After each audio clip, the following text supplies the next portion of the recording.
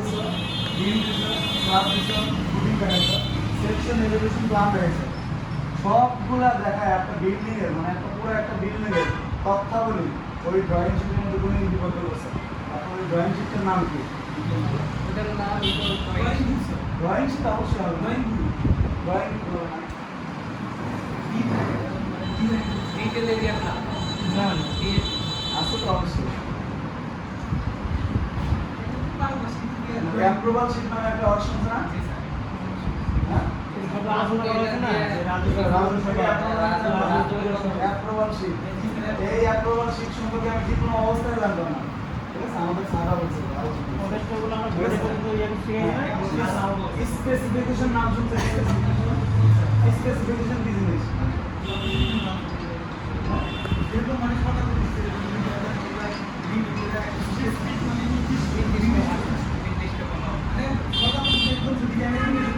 কলামের যে একটা মনে করো একটা কলামে টাইপ কলামে সর্বনিম্ন একটা টাইপ কলামে সর্বনিম্ন কয়টা রাখতে হবে বলো তো? মানে একটা স্কয়ার কলামে কয়টা রাখতে হবে? বেশি হলে সমস্যা নাই। টাইপ কলামে আমাদের নরমালি কি রড ইউজ করতে হবে? কি টাইপের রড ইউজ করতে হবে? টাইপ কলামে রড শুনতে আমরা বলতে পারবো রড ইউজ করতে হবে, তাই না?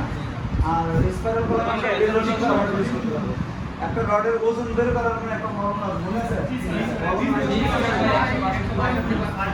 এর মান আমরা কিভাবে নেব?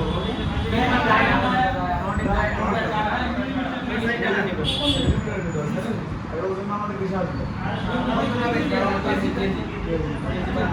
আর রডের ইউনিট কত বলো তো?